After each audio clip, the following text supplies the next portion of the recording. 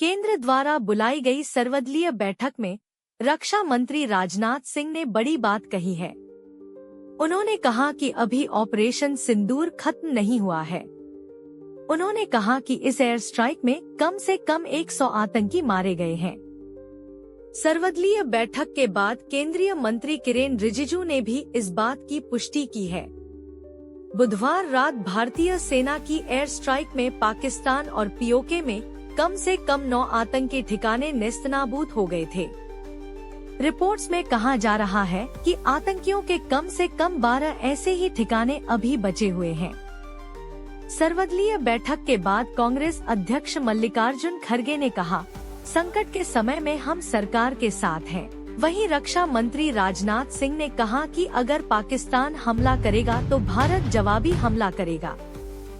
रक्षा मंत्री ने कहा कि ऑपरेशन की ज्यादा तकनीकी जानकारी नहीं दी जा सकती है।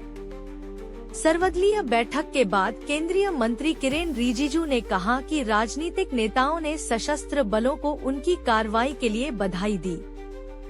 खड़गे ने लोकसभा में विपक्ष के नेता राहुल गांधी और अन्य नेताओं की मौजूदगी में कहा कि सरकार ने सभी राजनीतिक दलों को पहलगाम हमले के बाद भारतीय सशस्त्र बलों द्वारा पाकिस्तान और उसके कब्जे वाले कश्मीर में 9 ठिकाने पर की गई कार्रवाई के बारे में जानकारी दी।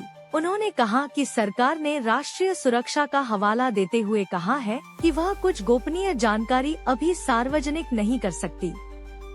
श्री खड़गे ने कहा कि इस तरह की संकट की घड़ी में हम सरकार पर इसके लिए दबाव नहीं डाल रहे हैं और राष्ट्र हित में सरकार के साथ खड़े हैं। गांधी ने कहा कि हमने सरकार को पूरा समर्थन दिया है।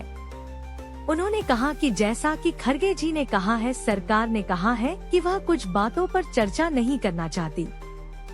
संसदीय कार्य मंत्री किरेन रिजिजू ने कहा कि राजनीतिक दल जनता की आवाज होते हैं और सभी नेता एक स्वर में बोल रहे हैं और यह सरकार की सफलता है।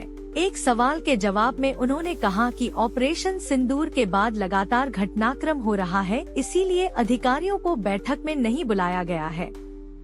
उन्होंने कहा कि राजनीतिक दलों के साथ आगे की कार्रवाई पर भी चर्चा की गई। बैठक की अध्यक्षता रक्षा मंत्री राजनाथ सिंह ने की।